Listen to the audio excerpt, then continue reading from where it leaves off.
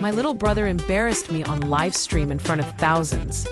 I wish I could file that sentence under internet folklore, but it actually happened. An event now immortalized online under the hashtag #SisterFailsLive. I'm Rachel Kwan, 28, social media manager by profession, amateur gamer by after-hours obsession, and apparently the unwitting star of my little brother's rise to virality. Ben's 19, a first-year film student, equal parts charm and chaos. Where I plan everything, he improvises. Where I guard my privacy, he treats the internet like an extended family chat. When he moved into my tiny one-bedroom for a few weeks while switching apartments, I naively thought it would be wholesome sibling bonding. Takeout, movie nights, me force-feeding him vegetables. I even bragged on Twitter.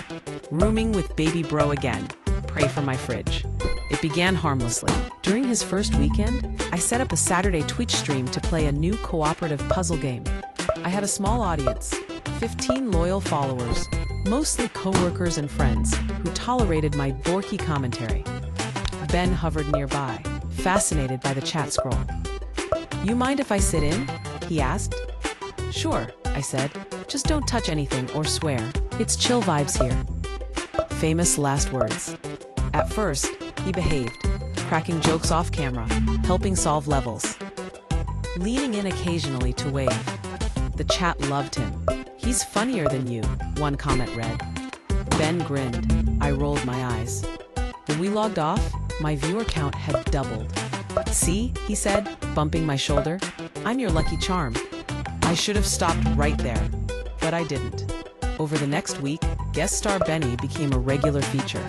He was quick, witty, and just chaotic enough to keep things interesting. We developed a rhythm. I handled gameplay. He quipped, read chat, turned technical glitches into comedy skits. Viewers skyrocketed past 2,000 within days. Sponsors sniffed around. My modest side hobby started looking like a real channel. Then came the night that changed everything. I was midway through a subscriber event. Trivia games, small giveaways, a big thank you to everyone who'd gotten us to 5K followers. The theme was sibling teamwork. Chat was euphoric. New donations dinged like slot machines.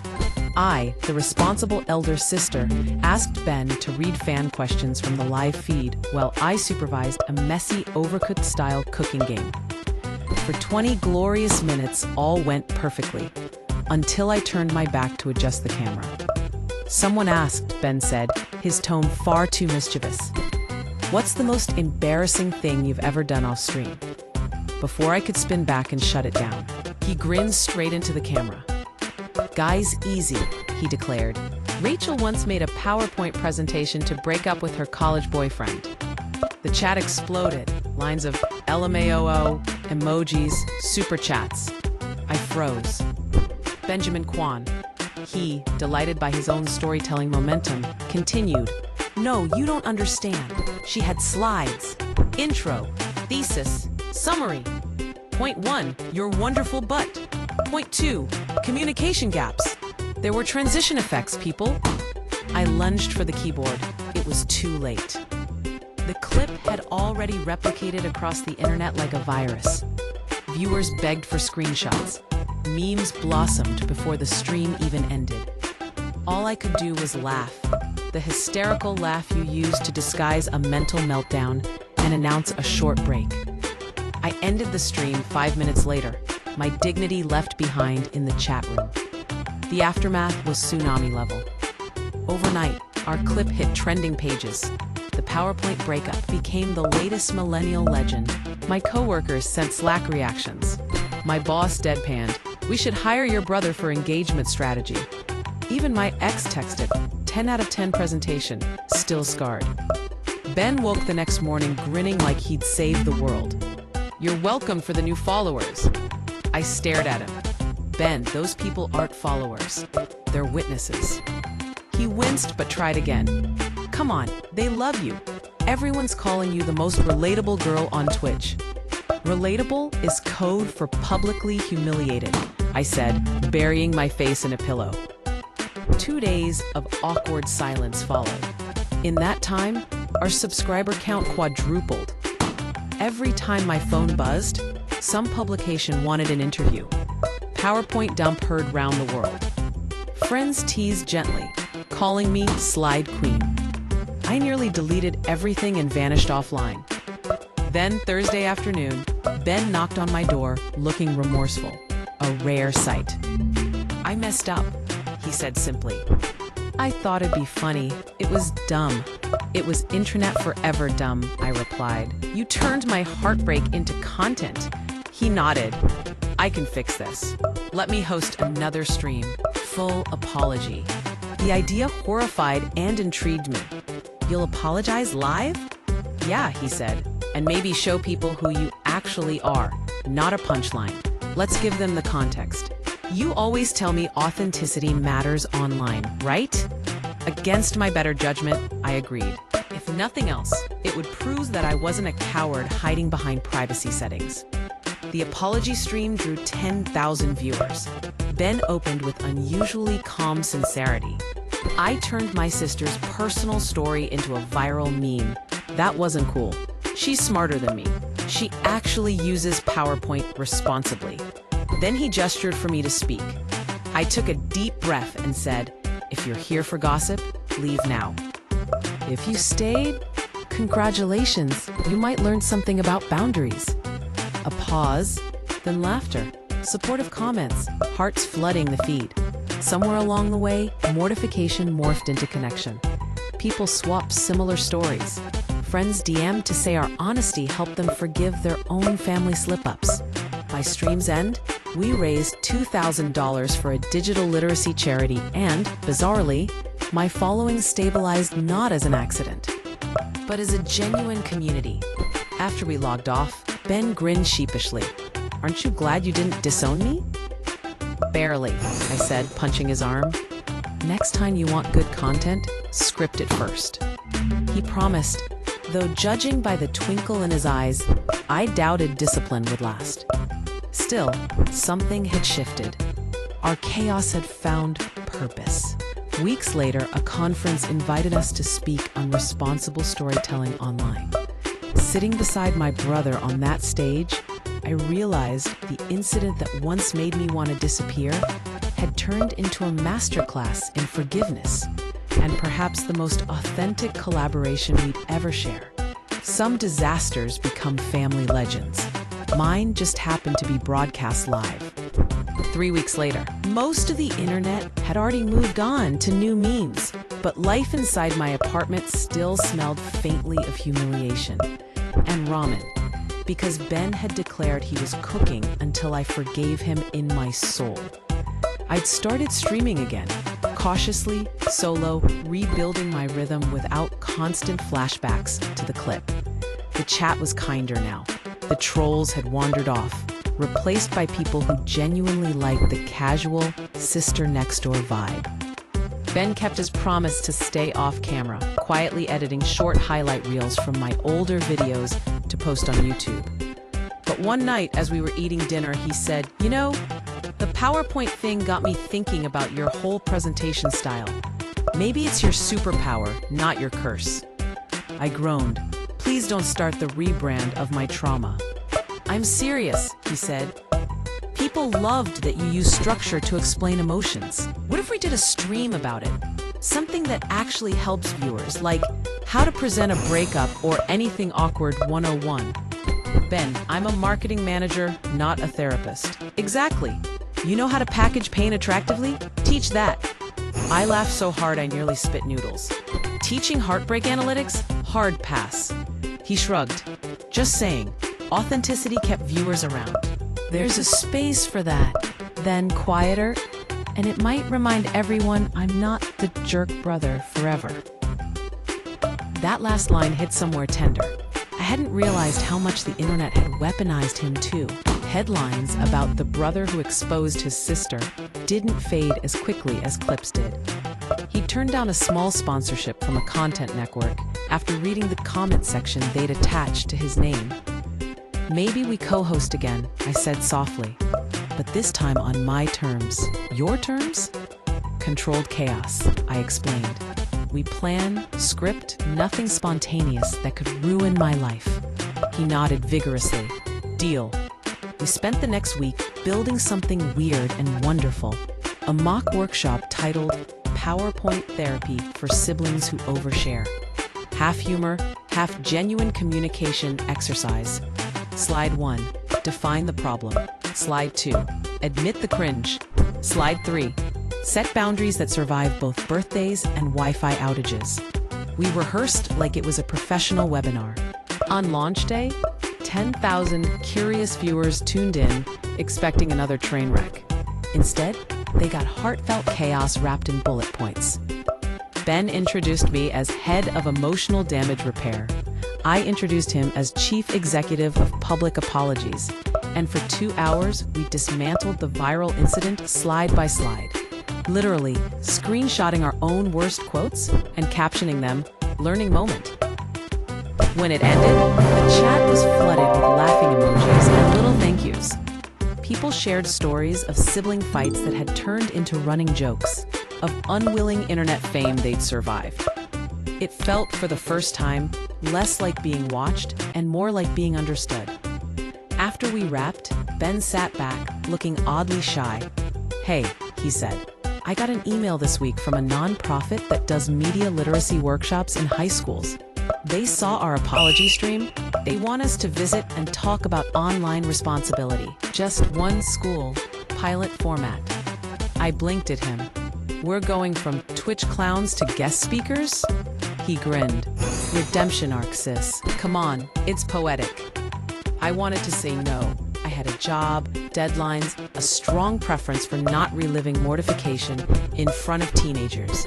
But then I remembered the frightened, furious version of myself from the night of the clip, and how many people online had written that they'd lived through something similar. Maybe turning the disaster into service work was the true repair. "Okay," I said, "but if they record it, you're wearing a helmet." He laughed, already planning slides. The school assembly happened 2 weeks later. 200 teens, endless fluorescent lights, our faces projected onto a wall we couldn't hide from. Ben opened with, "Raise your hand if you've ever posted something you regretted." Every hand went up. Immediate connection. For an hour, we told the story. Humor, humility, hard truths, and ended with our new mantra. Laugh first, learn next, log off sometimes. When the applause came, I knew we'd managed something neither of us expected. Forgiving ourselves out loud. Afterward, driving home in Ben's dented car, he glanced over. "You notice we finally turned that PowerPoint breakup into community service?" I smiled. We weaponized embarrassment for good. That's peak adulthood. Our sibling dynamic felt sturdier now. I no longer saw the kid who'd mortified me, but a partner in crime who'd helped me rebuild an audience into something meaningful. That night, back at my apartment, I went live one last time. "If you were here for the worst day of my life," I told the chat, "you've officially outlasted the meme. Thanks for watching me grow, and thanks for forgiving a brother who never stopped trying to fix it." In the comments, someone typed, "So when's the next PowerPoint?" I grinned. "Hopefully never," I said.